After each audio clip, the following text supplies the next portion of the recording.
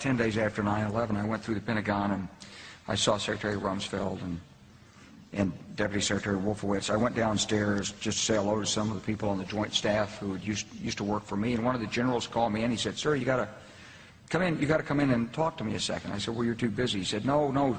He says, "We've made the decision. We're going to war with Iraq." This was on or about the 20th of September. I said, "We're going to war with Iraq. Why?" He said, "I don't know." He said, "I guess they don't know what else to do."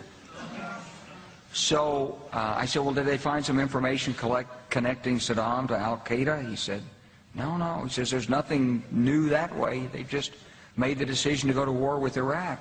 He said, "I guess it's like we don't know what to do about terrorists, but we've got a good military and we can take down governments." And he said, "I guess if the only tool you have is a hammer, every problem has to look like a nail."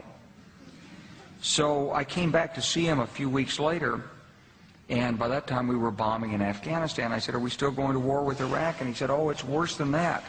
He said, he reached over on his desk, he picked up a piece of paper, he said, I just got this down from upstairs," meaning the Secretary of Defense's office today, and he said, "This is a memo that describes how we're going to take out 7 countries in 5 years, starting with Iraq and then Syria, Lebanon, Libya, Somalia, Sudan, and finishing off Iran."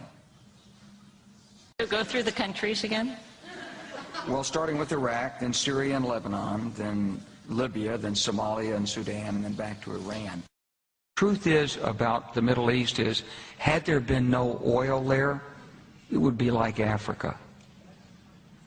Nobody is threatening to intervene in Africa, and there's no question that the presence of petroleum throughout the region has sparked great power involvement.